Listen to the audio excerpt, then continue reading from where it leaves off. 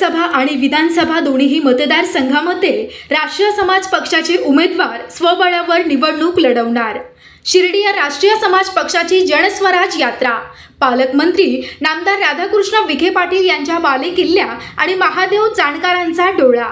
श्री भगवती देवीचे दर्शन घेऊन राष्ट्रीय समाज पक्षाचे संस्थापक महादेव जानकर यांनी शिर्डी मतदारसंघात जनस्वराज यात्रेला प्रारंभ केला। अहमदनगर जिल्ह्यातील शिर्डी लोकसभा मतदारसंघात राष्ट्रीय समाज पक्षाचे अध्यक्ष आणि माजी मंत्री महादेव जानकर यांनी जनस्वराज्य यात्रा कोल्हार तालुका राहाता येथील भगवती मातेचे दर्शन घेऊन सुरू केली। शिर्डी लोकसभा आणि विधानसभा या दोन्ही मतदारसंघामध्ये खिंडार पाडण्यासाठी राष्ट्रीय समाज पक्षाचा उमेदवार निवडणूक स्वबळावर लढवणार असल्याचे संकेत या जनस्वराज यात्रेतून दिसत होते। कोल्हार तालुका राहाता येथील 3.5 शक्तिपीठांपैकी अर्धशक्तिपीठ कोल्हार येथे असलेलं भगवती मातेचे दर्शन घेऊन यात्रेला सुरुवात करण्यात आली। नेवासा येथे संत ज्ञानेश्वर माऊलींची पावनभूमीमध्ये सांगता सभा होणार आहे। हजारो कार्यकर्त्यांच्या उपस्थितीमध्ये ही यात्रा परळ आहे। कोल्हार येथील ग्रामस्थांच्या वतीने जनस्वराज यात्राचं स्वागत करण्यात आलं। यावेळी भाजप, काँग्रेस, राष्ट्रवादी, शिवसेना, राष्ट्रवादी पवार गट, शिवसेना ठाकरे गट आदी पक्षांचे कार्यकर्ते उपस्थित होते। यावेळी बोलताना महादेव जानकर म्हणाले की मराठ्यांना आरक्षण मिळालंच पाहिजे, परंतु सभागृहातून बोलण्यासाठी ताकद आणि जनरेटर निर्माण झाला पाहिजे। यासाठी राष्ट्रीय समाज पक्ष स्वबळावर निवडणूक लढवणार आहे। पंकजा मुंडे ही माझी बहीण आहे, ती एका पक्षात जबाबदार नेतेपदी आहे।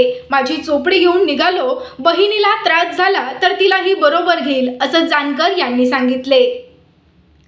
जनस्वराज यात्रेच्या माध्यमातून शिर्डी लोकसभा आणि विधानसभा मतदारसंघातील सर्वसामान्य जनतेची शैक्षणिक सामाजिक प्रश्न सर्व समाजाच्या व्यथा जाणून घेण्यासाठी तळागाळातील लोकांपर्यंत ही यात्रा पोहोचणार असल्याचं सय्यद बाबा शेख यांनी सांगितले।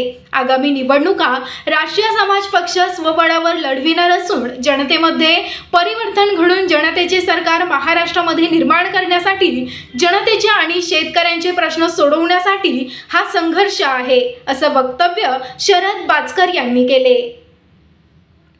जनस्वराज यात्रेमध्ये किमान 200 चारचाकी गाड्यांच्या ताफ्यासह हजारो कार्यकर्त्यांच्या सहभागी झाले होते। जनस्वराज यात्रा संपूर्ण उत्तर अहमदनगर जिल्ह्यामध्ये राहुरी, नेवासा, श्रीरामपूर, संगमनेर, अकोले, राहाता, कोपरगाव या मतदारसंघातून फिरणार आहे। शिर्डी विधानसभा लोकसभा मतदारसंघात राष्ट्रीय समाज पक्षाचे महादेव जानकर यांचं भव्य स्वागत करण्यात आलं। माननीय राधाकृष्ण विखे पाटील यांच्या बालेकिल्ल्यातील शिर्डी मतदारसंघात विविध ठिकाणी जेसीबी यंत्रांच्या सहाय्याने फुलांचा वर्षाव करण्यात आला।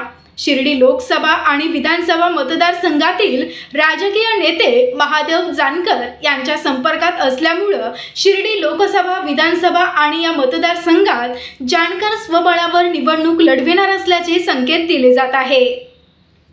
कोल्हार बुद्रुक माजी सरपंच ॲडव्होकेट सुरेंद्र खर्डे, BK खर्डे, कोल्हार भगवतीपूर देवालय ट्रस्टचे उपाध्यक्ष भाऊसाहेब दळे, विश्वस्त संभाजी देवकर, सरचिटणीस संपत कापसे, अमोल खर्डे, ठाकरे गटाचे अहमदनगर उपजिल्हा प्रमुख अनिल बांगरे, नानासाहेब काटकर, डॉक्टर सुनील चिंधे, महाराष्ट्र कार्यकारिणी सदस्य सय्यद बाबा शेख, राज्य सचिव रवींद्रजी कोठारी, राज्य कार्यकारिणी सदस्य डॉक्टर प्रल्हाद पाटील, उत्तर महाराष्ट्र अध्यक्ष शरदराव बाचकर, उत्तर महाराष्ट्र उपाध्यक्ष शशिकांत मतकर, उत्तर महाराष्ट्र सदस्य रंभाजी पाटील खेमनर, अहमदनगर जिल्हा अध्यक्ष नानासाहेब जुंधारे, शिर्डी लोकसभा अध्यक्ष सुनील चिंधे, जिल्हा सचिव दत्तात्रय कचरे, युवक जिल्हा अध्यक्ष नंदकुमार खेमनर, महिला जिल्हा अध्यक्ष सुवर्णाताई जर्राड, जिल्हा उपाध्यक्ष नानासाहेब काटकर, शेतकरी आघाडी जिल्हा उपाध्यक्ष नानासाहेब जगताप, अल्पसंख्याक जिल्हा अध्यक्ष मुनीरभाई शेख, रासप नेते उमेश बाचकर, नेवासा विधानसभा अध्यक्ष संतोष काळे, श्रीरामपूर तालुका अध्यक्ष गोरक्षनाथ येळे, श्रीरामपूर शहर अध्यक्ष सचिन लाटे, राहाता तालुका अध्यक्ष रमेश बनकर, संगमनेर तालुका अध्यक्ष सोपनराव तांबडे, नेवासा तालुका अध्यक्ष गोरख होडगर, संगमनेर तालुका संपर्क प्रमुख बाळासाहेब वावरे, राहुरी तालुका अध्यक्ष शिवाजी खेडकर, कोपरगाव तालुका अध्यक्ष आशुतोष जाधव, अकोले तालुका अध्यक्ष भगवान करवर, राहुरी अल्पसंख्याक तालुका अध्यक्ष बिलाल शेख, रासप नेते दादासाहेब कुसेकर, युवा नेते प्रवीण बनकर आदी कार्यकर्ते पदाधिकारी मोठ्या संख्येने उपस्थित होते। SRB न्यूज साठी संतोष बोरुडे, कोल्हार भगवतीपूर।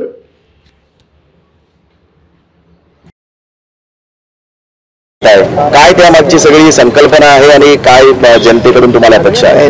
मी 2 महिन्यापासून आम्ही विठ्ठलाच्या दारातून जनस्वराज्य यात्रा चालू केली आणि जनतेचं प्रश्न घेऊन राष्ट्रीय समाज पक्षाला ब्लूप्रिंट कशी तयार करता येईल, शेतकऱ्याचा असेल, महिलांचा असेल, युवकांचा असेल, युवतीचा असतील किंवा पत्रकारांचा असतील, सर्वांचे प्रश्न आपल्याला समजता येतील। आणि नुसती भारतभरच चाललेली आहे यात्रा।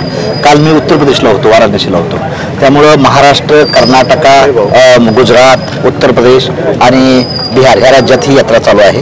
त्यामुळे प्रत्येक लोकसभा करतोय, महाराष्ट्रातल्या जवळजवळ मला ती 14वी का 15वी लोकसभा आहे।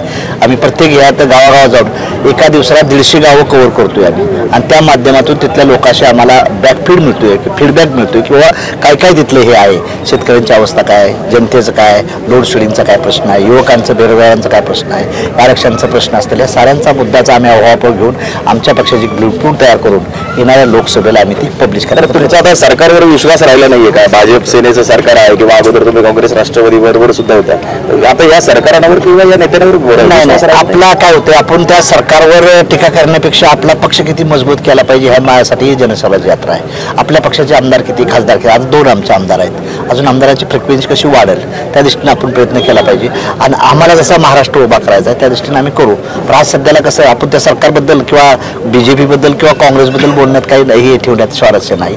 हे वाईट आहे, ते वाईट आहे, हे लोगो TV बघल्यानंतर सकाळी TVच बघायचं बंद केलेलं काही लोकांनी, एवढ्या खालच्या लेवलचं राजकारण चाललेलं आहे। त्यामुळे मला त्यात न पडता आपण कसं पॉझिटिव्हली विचार करून जनतेच्या हिताचं काय करता येईल, आमचा पक्ष काय करू शकतो, आपण ह्याच्यावर टीका करून त्याच्यावर टीका करून मोठं व्हायचा माझा ध्येय नाही आणि आपल्या पक्षातून करतो। मी 2003ला चौंडीला अहिल्या होळकरच्या गावात पक्षाची स्थापना केली, त्यातून मला 4 राज्यात मान्यता मिळाली। आमचे आमदार, खासदार, नगरसेवक, जिल्हा परिषद सदस्य निवडून आलेले आहेत, फक्त खासदार अजून निवडून आलेला नाही। म्हणजे खासदार केला आम्ही चांगलं वोटिंग घेतलं, पण विजयाची दिष्ट आहे, तो खासदार कसं रासपाचा विजय होईल ह्या दृष्टीने आमचा हा प्रयत्न चालू। दुसरीकडे समाज आरक्षणासाठी लढतोय, आज उपोषण सुरू अनेक ठिकाणी, तुमची काय भूमिका आहे? मराठ्यांना, धनगरांना, मुसलमानांना ओबीसीचं आरक्षण मिळालं पाहिजे या मताचा आहे, पण त्या सभागृहात बोलण्यासाठी आपली ताकद तेवढी पाहिजे। पक्ष कुणाला घाबरतं, सरकार कोणाला घाबरतं, त्या पक्षाचे आमदार, खासदार असल्याशिवाय घाबरत नाहीत। त्यामुळे जनतेचा रेटा तयार झाला पाहिजे, लिगली बघितलं पाहिजे आणि त्यामुळे हे समाजांना आरक्षण मिळालं पाहिजे या मताचा राष्ट्रीय समाज पक्ष। रथयात्रेचा उद्देश समजला, या मतदारसंघातली या रथयात्रा कोलारपासून सुरुवात करण्यामागचा उद्देश काय? कोलार मातीचं दर्शन घेतलं आज। कोलार हे शक्तीपीठापैकी एक आहे, ही शक्ती आम्हाला देईल आमच्या पक्षाचं आणि आम्हाला महाराष्ट्रात शिर्डी लोकसभेला यश दिलंच, पण महाराष्ट्रात देखील राष्ट्रीय समाज पक्षाला यश देईल म्हणून आज देवीची आज वंदन करण्यासाठी तिला मी आज तुमच्या भगिनी पंकजाताई सुद्धा कुठेतरी भाजपवर नाराज आहेत, त्या वेगळा वाद कदाचित चौकण्याची शक्यता आहे, तुम्ही त्यांना सोबत घेऊन काही पुढचा विचार आहे? माझी ती बहीण आहे, पण आज ती एका पक्षाची जबाबदार नेता असल्यामुळे त्याच्याबद्दल आताच मी बोलणं योग्य नाही।